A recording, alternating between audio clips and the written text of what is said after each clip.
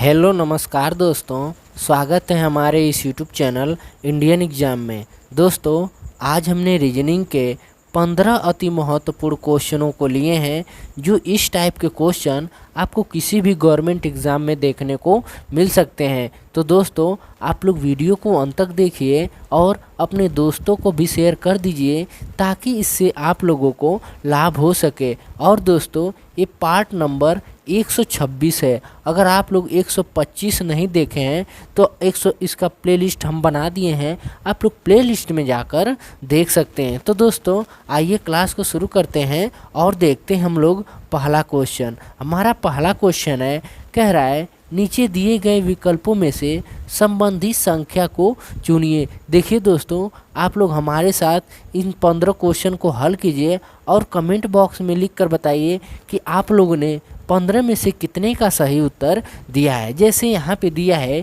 DE का संबंध 10 से है, तो HI का संबंध यहाँ पे किससे होगा। तो देखिए दोस्तों, इस क्वेश्चन को हल कर रहे हैं, तो अगर हम लोग 5 का प्लेस वैल्यू निकालें, D का प्लेस वैल्यू निकालें तो कितना होगा 4। E का प्लेस वैल्यू कितना होता है 5। अगर हम इनको जोड़ दें तो कितना हो जाएगा 5 4 9, और 9 में 1 जोड़ेंगे तो क्या मिलेगा 10। यहाँ पे देखिए 10 मिला ना। उसी तरह H, अब देखिए H का प्लेस वैल्यू होता है क्या 8, प्लस I का प्लेस वैल्यू कितना होता है 9। 9 8 17, यानी 9 8 17, 17 में 1 जोड़ेंगे तो क्या मिलेगा 18। अब 18 किसी ऑप्शन में दिया है नहीं है, यानी ये लॉजिक हम नहीं लगाएंगे। अब देख लेते हैं हम लोग दूसरा लॉजिक। तो देखिए दोस्तों, दूसरा लॉजिक काफ़ी आसान है। आप भी लोग लॉजिक हमारे साथ लगाइए और हमें कमेंट बॉक्स में लिख कर बताइए कि इसका सही उत्तर क्या होगा। देखिए दिया है D का प्लेस वैल्यू क्या होता है 4, E का प्लेस वैल्यू 5, 4 5 20। अब 20 में हम लोग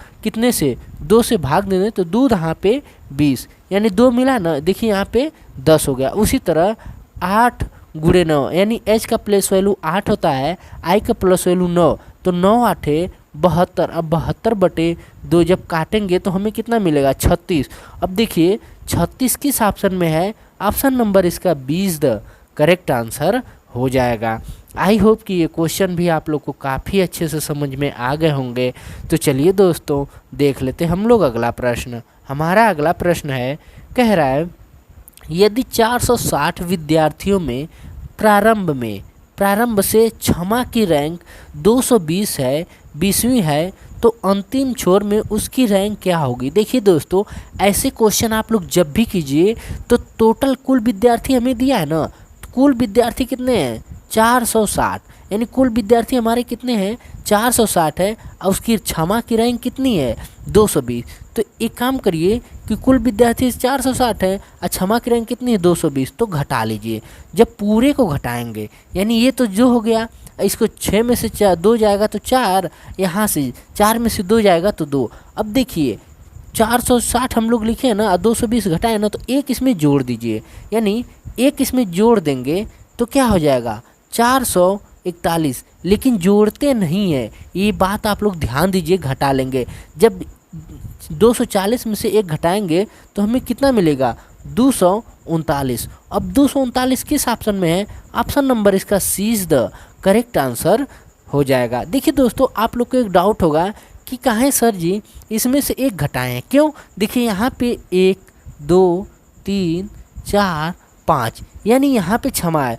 टोटल कितने लोग हैं 5, तो यहाँ से क्षमा की छोर के कौन नंबर पे, चौथे नंबर पे है, तो यानी यहाँ से इसको भी लिया है, इसको भी लिया है, यानी दोनों को क्या किया है कहीं में जोड़ दिया है।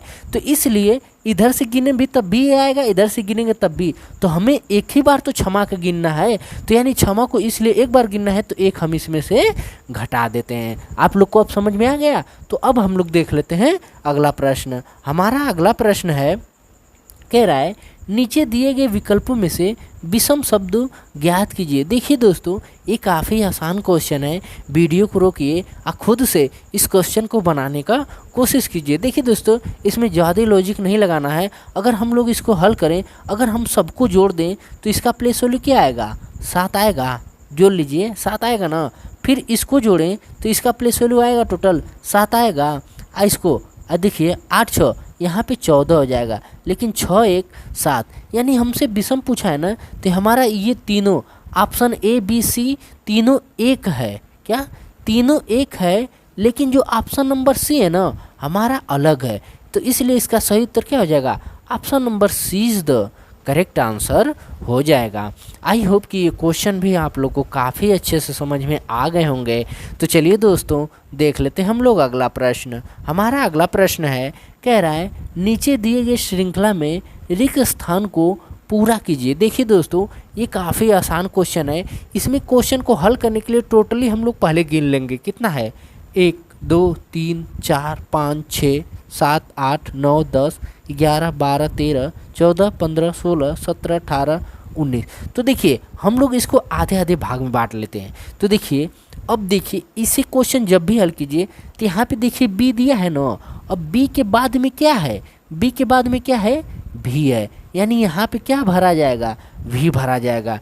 अब देखिए भी हो गया ना, अब देखिए यहाँ पे भी है, भी के बाद क्या है, अब देखिए थोड़ा सा इसमें ध्यान दीजिए दोस्तों, अगर थोड़ा सा भी आप लोग मिस्टेक किए तो एक गड़बड़ हो जाएगा। तो यानी देखिए यहाँ पे भी है ना, तो दोस्तों देखिए यहाँ पे x, x के बाद क्या है, यहाँ पे z। अब देखिए यहाँ पे z है ना, z के बाद क्या है, x है, तो यहाँ पर भी x भरा जाएगा। उसी तरह x के बाद क्या है, c, तो क्या भरा जाएगा, यानी क्या आया, VXC। अब b के बाद क्या आएगा, अब देखिए यहाँ b है, b के बाद यहाँ पे क्या आएगा, z आया। अब भी, अब देखिए v के बाद क्या आ जाएगा, अब भी है तो v के बाद क्या आएगा, b है, तो यहाँ पे भरा जाएगा b। और z के बाद क्या आ जाएगा, z के बाद क्या आएगा, x, तो क्या हो जाएगा BX। अब बात करते हैं VXCZBX किस ऑप्शन में है, ऑप्शन नंबर इसका D is the correct answer हो जाएगा। आई होप कि ये क्वेश्चन भी आप लोग को काफ़ी अच्छे से समझ में आ गए होंगे।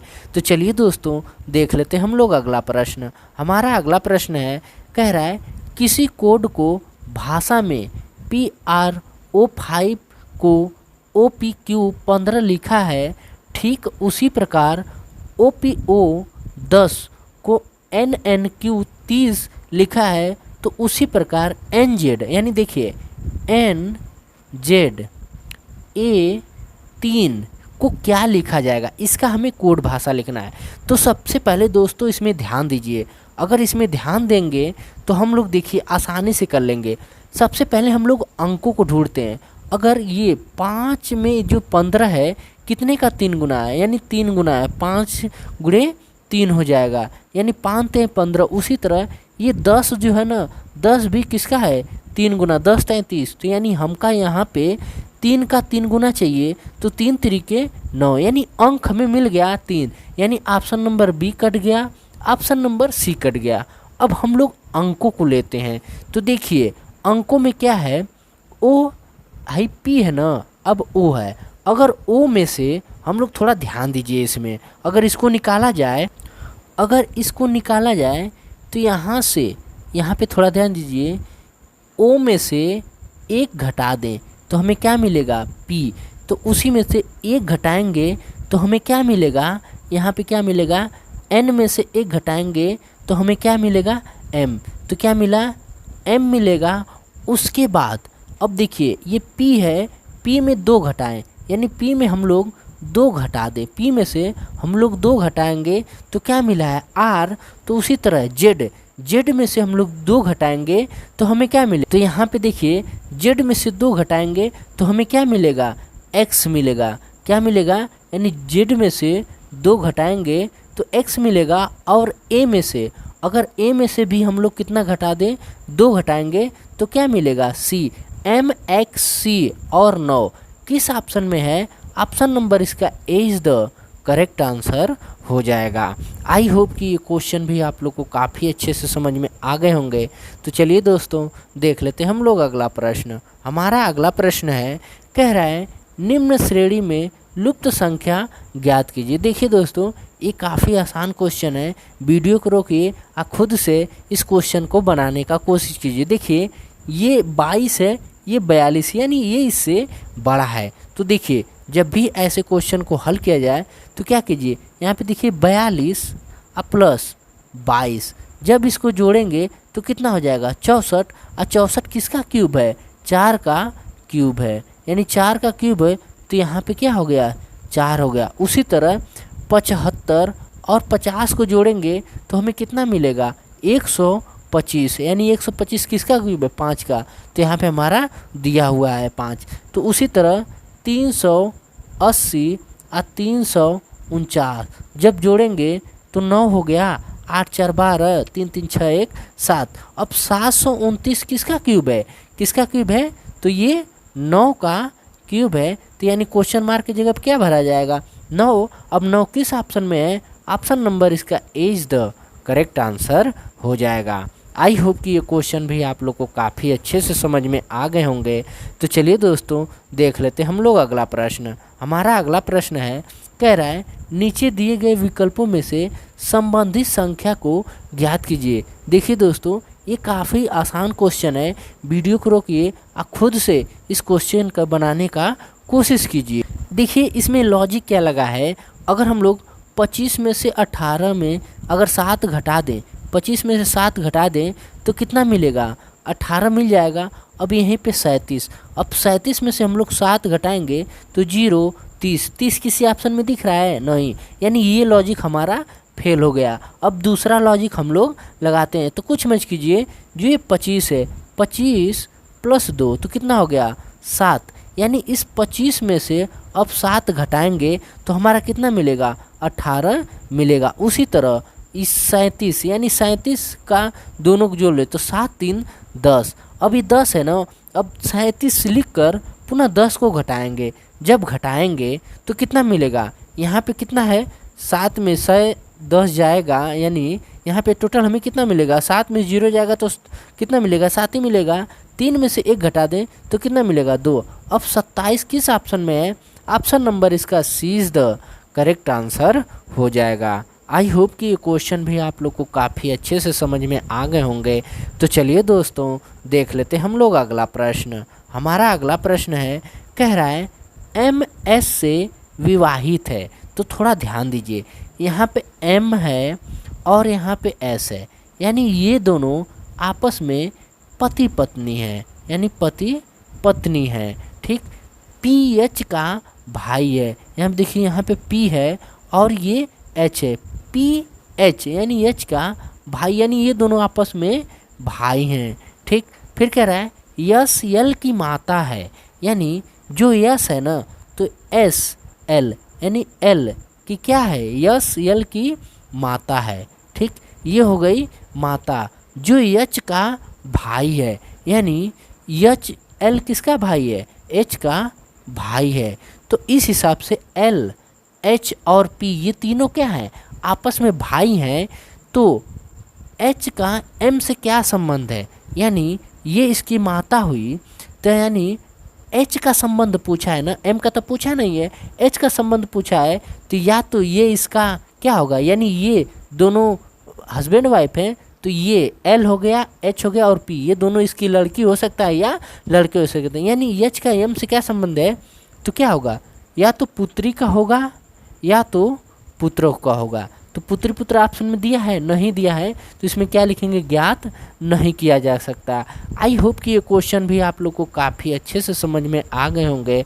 तो चलिए दोस्तों देख लेते हम लोग अगला प्रश्न। हमारा अगला प्रश्न है, कह रहा है नीचे दिए गए विकल्पों में से संबंधित शब्द ज्ञात कीजिए। देखिए दोस्तों ये काफ़ी आसान क्वेश्चन है, वीडियो को रोकिए और खुद से इस क्वेश्चन का बनाने का कोशिश कीजिए। जैसे क्यूबा का संबंध हवाना से है, थोड़ा ध्यान दीजिए, क्यूबा का संबंध हवाना से है, तो स्पेन का संबंध किससे होगा। देखिए क्यूबा का संबंध कैसे है, राजधानी है, क्या क्यूबा की राजधानी क्या है, हवाना। तो उसी तरह स्पेन की राजधानी क्या होगी, क्या होगा, मैड्रिड होगी। क्या हो जाएगा, मैड्रिड होगी। क्या होगा, मैड्रिड। अब मैड्रिड किस ऑप्शन में है, ऑप्शन नंबर इसका सी इज द करेक्ट आंसर हो जाएगा। अब बात करते हैं इटली। इटली किस में है, इटली, रोम की राजधानी क्या है, इटली, यानी रोम की राजधानी, इटली की राजधानी क्या है, रोम है। और टोक्यो किसकी राजधानी है, तो आप लोग इसको हमें कमेंट बॉक्स में लिखकर बताइए। आई होप कि ये क्वेश्चन भी आप लोग को काफ़ी अच्छे से समझ में आ गए होंगे। तो चलिए दोस्तों देख लेते हम लोग अगला प्रश्न। हमारा अगला प्रश्न है, कह रहा है निम्नलिखित आकृति में प्रश्नवाचक चिन्ह के स्थान पर पूरा करें। तो दोस्तों देखिए, ये क्वेश्चन काफ़ी आसान है, वीडियो को रोकिए, आप खुद से ऐसे क्वेश्चन को बनाने का कोशिश कीजिए। देखिए यहाँ पे दिया है, यहाँ पे गोला दिया है, यहाँ पर भी गोला दिया है, लेकिन यहाँ पे वर्ग के आकार में दिया है। तो हमें ए में तो गोला दिख यानी वर्ग दिख नहीं रहा है, ये तो होगा नहीं, बी में दिख नहीं रहा होगा नहीं, सी में होगा नहीं, यानी लेकिन डी में देखिए यहाँ पे कुछ इस टाइप से दिया है। तो यानी यहाँ पे इसके सामने जब गोला है तो इसके सामने ये त्रिभुज होगा कि नहीं। तो यानी इसका सही उत्तर क्या आ जाएगा, option number D is the correct answer हो जाएगा। आई होप कि ये क्वेश्चन भी आप लोग को काफ़ी अच्छे से समझ में आ गए होंगे। अगर हम लोग इसको पूरा लगाएं तो यहाँ से पूरा मिल गया और यहाँ से हमें ये 4 खूंटा में मिल गया, ये हो गया। फिर यहाँ से इसको मिला दिए तो यानी यहाँ से हम भी इसको पाई खींच ले, यानी ऐसा ही यही आकृति हमें मिलेगा। आई होप कि ये क्वेश्चन भी आप लोग को काफ़ी अच्छे से समझ में आ गए होंगे। तो चलिए दोस्तों देख लेते हैं हम लोग अगला प्रश्न। हमारा अगला प्रश्न है, कह रहा है निम्नलिखित में कौन सा शताब्दी वर्ष नहीं है। देखिए दोस्तों, ये काफ़ी आसान क्वेश्चन है, अगर आप लोग एक बार इसे समझ जाएंगे आप लोग पूरे क्वेश्चन को आसानी से कर लेंगे। देखिए बात करते हैं लीप वर्ष, लीप वर्ष को हम एल से लिख देते हैं। अब बात करते हैं सामान्य वर्ष, सामान्य वर्ष को हम एस से करते हैं। अब बात करें शताब्दी, शताब्दी में एस एच लगा देते हैं। देखिए लीप वर्ष का रूल है कि पीछे की दोनों संख्या आसानी से 4 से कट जाए। अगर हम इसको 4 से काटेंगे तो 6 चौको 24 यानी 4 से कट जाएगा, यानी 4 छक्के 24 यानी 4 से कट जाएगा। लीप वर्ष में जो न कटे यानी कुछ और है, जैसे हो गया, क्या हो गया, अगर हम इसको 13 ले लें, क्या ये कटेगा, नहीं कटेगा, यानी ये सामान्य वर्ष है। और शताब्दी वर्ष में जो पीछे के 2 डिजिट जीरो हैं, शताब्दी वर्ष उसे कहते हैं जो पीछे का जो डिजिट क्या हो, जीरो है। तो यानी हमसे क्या पूछा है, शताब्दी वर्ष नहीं है, यानी ए में है ये भी शताब्दी वर्ष है, बी में है ये भी है, डी में है ये भी है, लेकिन जो ऑप्शन नंबर सी है ना, ये शताब्दी वर्ष नहीं है। इसलिए इसका सही उत्तर 1920 इज़ द करेक्ट आंसर हो जाएगा। आई होप कि ये क्वेश्चन भी आप लोग को काफ़ी अच्छे से समझ में आ गए होंगे। तो चलिए दोस्तों देख लेते हैं हम लोग अगला प्रश्न। हमारा अगला प्रश्न है, कह रहा है कथन निष्कर्ष का है। देखिए पी क्यू से बड़ा है, क्यू से छोटा आर है, बराबर एस जो है एम, यानी एम एस से बड़ा है और एम एन से भी बड़ा है। तो ध्यान दीजिए, जो जो बड़ा है ना उसको हम एक साइड लिखें। देखिए ये क्या है, पी, पी से छोटा कौन है, क्यू, यानी क्यू है। फिर यहाँ पे दिया है आर, यानी ये भी दोनों बराबर हैं। तो देखिए आर से भी छोटा कौन है, यानी जो आर है ना, आर से छोटा क्या है, क्यू, यानी यहाँ पे आर हो गया, यहाँ पे क्या हो जाएगा, यहाँ पर भी क्यू होगा। ये छोटा है, ठीक ना, ये बड़े हैं सब, नीचे वाले बड़े हैं, ये छोटा है। फिर ये बराबर, यानी बराबर आर के बराबर क्या है, यस है। अब देखिए जो यहाँ पे बड़े का साइन लगा है ना, तो देखिए अब ये बड़े का साइन है, यानी यस से बड़ा कौन है, यानी यस से बराबर है। लेकिन जो एम है ना, एम एस से बड़ा है, यानी ये भी इसी में आ जाएगा, एम एस से बड़ा है। यानी एन एम से क्या है, छोटा, यानी ये क्या है, छोटा है, एन छोटा है। ये जो नीचे है ना, इसका मतलब है ये जिसके तरफ खुला होगा वो क्या होगा, बड़ा, और जिसके तरफ नहीं रहेगा वो छोटा होगा। देखिए पी यस, यानी यस से पी बड़ा है, यस से पी बड़ा दिख रहा है, नहीं ये बराबर है, यानी ये होगा नहीं। फिर कह रहा है आर एन से बड़ा है, आर एन से, देखिए आर से बड़ा एन है, नहीं है, ये नहीं है, यानी ये भी क्या हमारा सही नहीं है, यानी हमारा निष्कर्ष 1 और 2 दोनों क्या है, गलत है। इसलिए इसका सही उत्तर option number D is the correct answer हो जाएगा। आई होप कि ये क्वेश्चन भी आप लोग को काफ़ी अच्छे से समझ में आ गए होंगे। तो चलिए दोस्तों देख लेते हैं हम लोग अगला प्रश्न। हमारा अगला प्रश्न है, कह रहा है नीचे दिए गए विकल्पों में से संबंधित शब्द को चुनिए। जैसे दिया है माँ का संबंध है बच्चा से, यानी माँ बच्चे को जन्म देती है, यानी बच्चे को जन्म देती है। उसी तरह बादल से, यानी बादल को, यानी बादल से हमें क्या प्राप्त होता है, मौसम नहीं, पानी, पानी प्राप्त होता है। लेकिन सबसे पहले क्या मिलता है, यानी किसके माध्यम से मिलता है, तो यानी वर्षा का, यानी बादल किसको जन्म बनाता है, वर्षा को चमकता तो बिजली चमकती है, लेकिन वर्षा को क्या करता है, जन्म देता है। इसलिए इसका सही उत्तर क्या आ जाएगा, option number A is the correct answer हो जाएगा। यानी क्वेश्चन मार्क की जगह क्या भरा जाएगा, वर्षा भरा जाएगा। इसका सही उत्तर क्या होगा, option number A is the correct answer हो जाएगा। आई होप कि ये क्वेश्चन भी आप लोग को काफ़ी अच्छे से समझ में आ गए होंगे। तो चलिए दोस्तों देख लेते हैं हम लोग अगला प्रश्न। हमारा अगला प्रश्न है, उस वेन आरेख का चयन करें जो दिए गए वर्गों के बीच संबंध को सर्वोत्तम रूप से दर्शाता है। जैसे दिया है द्रव, दूध, पिज्जा। यानी देखिए दूध कैसा होता है, लिक्विड में होता है, यानी ये हमारा द्रव हो गया। क्या हो गया, द्रव हो गया। और इसके अंदर द्रव कैसा होता है, जो दूध होता है कैसा होता है, द्रव होता है, यानी ये हो गया दूध। यानी क्या हो गया, ऐसा वेन आरेख बना। अब पिज्जा अलग है, पिज्जा ठोस होता है, यानी ये क्या होगा, अलग होगा। अब ऐसा वेन आरेख किस ऑप्शन में है, ऑप्शन नंबर इसका B is the correct answer हो जाएगा। आई होप कि ये क्वेश्चन भी आप लोग को काफ़ी अच्छे से समझ में आ गए होंगे। तो दोस्तों मिलेंगे हम लोग अगली वीडियो में, तब तक के लिए जय हिंद, वंदे मातरम।